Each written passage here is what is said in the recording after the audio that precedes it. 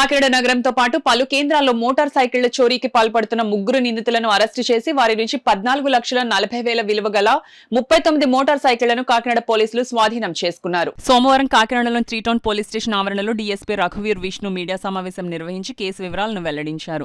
అనపర్తి మండలం పులగుర్త గ్రామానికి చెందిన పసగడుగుల సత్యనారాయణ, కిర్లంపూడి మండలం రామకృష్ణపురం గ్రామానికి చెందిన రాజారపు కృష్ణ, పిఠాపురం మండలం విరవ గ్రామానికి చెందిన మణికంఠాలు ఈ కేసులో ముద్దాయిలన్నారు. ఈ సమావేశంలో crime inspector we Krishna, law and order inspector KVV Satyanarayana, 3 town law and order SI M Sagar Babu, 3 town crime SI Vinay Pratap తదితరులు పాల్గొన్నారు. కాకినాడ పట్టణం అంటే కాకినాడ 1 టౌన్, 2 టౌన్, 3 టౌన్ ఈ 3 పోలీస్ స్టేషన్ పరిధి, అట్లాగే సర్పవరం, ఇంద్రపాలెం, తర్వాత పెద్దాపురం, రాజమండ్రి, ఇక్కడంతా కూడా ఈ మధ్యకాలంలో కొన్ని బైక్ థెఫ్ట్ రెగ్యులర్గా జరుగుతూ వచ్చినాయి. సో అవన్నీ కూడా ఆల్రెడీ కేసెస్ రిజిస్టర్ చేయడం జరిగింది.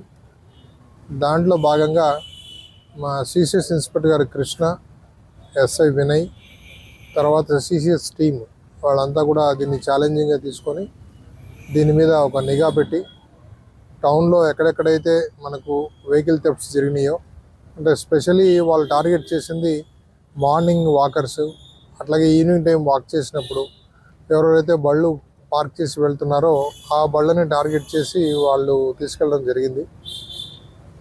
సో దాంట్లో భాగంగా నిన్న వచ్చిన ఇన్ఫర్మేషన్ మీద సాంబమూర్తి నగర్లో నిన్న మధ్యాహ్నం సత్యనారాయణ అనేటువంటి ఒక వ్యక్తిని అరెస్ట్ చేస్తే అతని కన్ఫెషన్లో దాదాపుగా 28 మోటార్ బైక్స్ అతను ఒప్పుకోవడం జరిగింది చేశానని.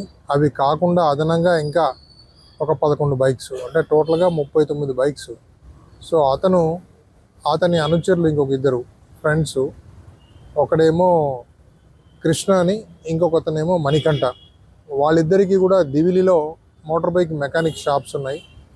సో వీళ్ళిద్దరూ సపోర్ట్ తోటి వీళ్ళు ఆ బైక్స్ అఫెన్స్ చేసిన తర్వాత తీసుకెళ్ళిన తర్వాత వాళ్ళ షాప్స్లో కొన్ని, ఇతను కొన్ని అన్ని పర్సనల్గా ఉంచుకొని డిస్పోజ్ చేద్దామని ఉంచుకున్నారు.